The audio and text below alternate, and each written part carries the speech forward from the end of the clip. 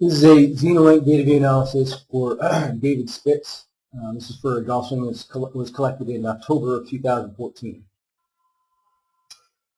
We'll begin in the performance profile, and we'll focus here on performance factor, which tells us how effective the golfer is utilizing peak speed or peak output, peak power output at impact. So 185 is very high.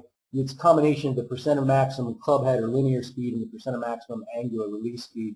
Both are above 90%, which indicate utilization of the majority of a speed produced. So in other words, from an outcome efficiency perspective, the vast majority of what's being produced in terms of power potential or speed potential is actually being utilized at impact, which is a good thing. What we want to do next is take a look at how that speed is being produced, so the sequence or the linkage that is creating the power from an outcome perspective or from a kinetic link perspective. In this case, we see a pretty effective overall kinetic link with some issues, but you see the start, or I should say the start, but you see the potential for a really effective overall pattern. So you got the lower body driving the torso, driving the arms, releasing the club right into the impact zone. So overall coordination is really good. Where it's lacking is what I would call intersegmental acceleration-deceleration patterns. That sounds a little complicated, but really what we're talking about is better connection between the body segments will create more efficient dynamic between them in terms of power transfer, not only allowing more power to be generated, but to do so more efficiently. So less effort to create the same speeds with the potential to create higher speeds consistently and effectively under a controlled format. In other words, delivering the club in an effective plane and an effective trajectory so that collision dynamics are also optimized. So we've got good basic kinetic length, but we want to enhance the intersegmental relationships so that we have more efficiency of movement.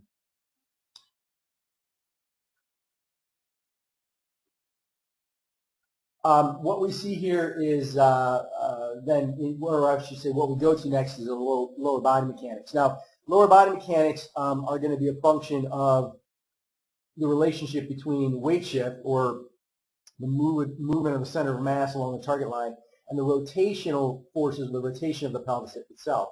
So what we see here in the red is rotation, blue is linear displacement. We see most of the lateral movement, which is close to what we would expect, is at the end of the swing with some lateral instability. In other words, rather than stabilizing and rotating into the lead hip and really driving the club into the impact zone, there's a little bit of drift, opening and drifting, mostly because the lateral displacement occurs late in the process. So to maintain orientations and planes and appropriate collision dynamics, the lower body is allowed to sort of drift to maintain those, to maintain the club orientations. If you engage the lateral or linear type movement earlier and blend it better with the rotational, then you'll have less need to do that, better stabilization, which will improve the efficiency of delivery into the impact zone. Core stability looks pretty good because obviously lower body stability is actually pretty good. What we're seeing is mostly just the lack of blending between the linear and the rotational component, especially early in transition and early downswing.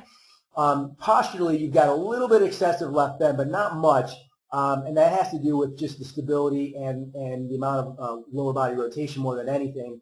But you get good overall stability, and then you get good extension right bend patterning because of the fact that you're a little bit more left bend than you would typically expect.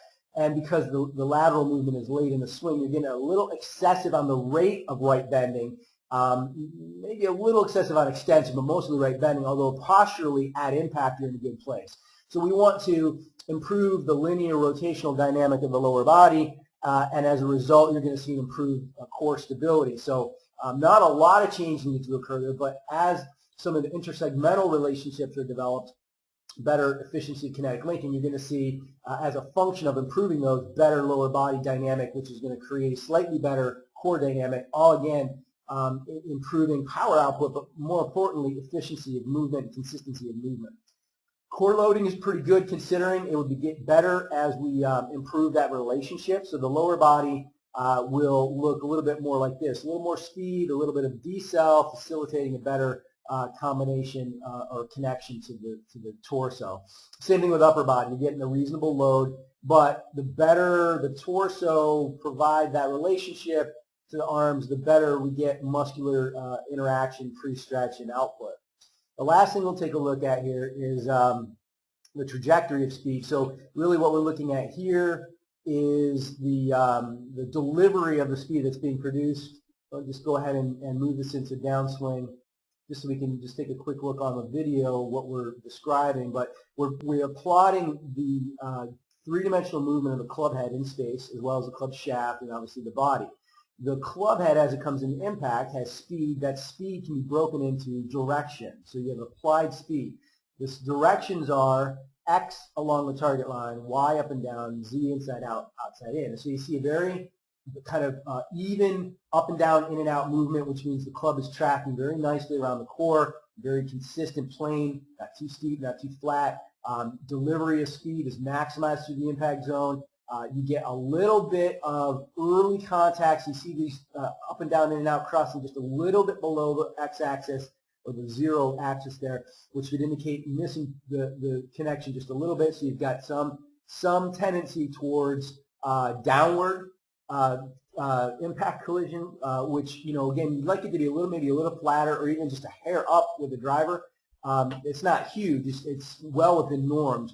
But you've got that little bit of tendency, with the tendency to flatten out with the possibility of going a little bit outside in, and that has a little bit to do with the fact that we've got the late linear, and then you're trying to catch up to get to the lead side late, and that's going to impact that. It's slight, but it will impact that. So the biggest thing is we're going to take overall pretty good kinetic link coordination, really good outcome utilization, and we're going to improve the intersegmental body segment relationships to improve power, obviously, but also efficiency and consistency of movement. Part of that's going to be blending the linear and rotational components of the lower body a little bit better, improving core stability a little bit better, and then as a result, we'll not only improve output, but also the application of output or directional speed.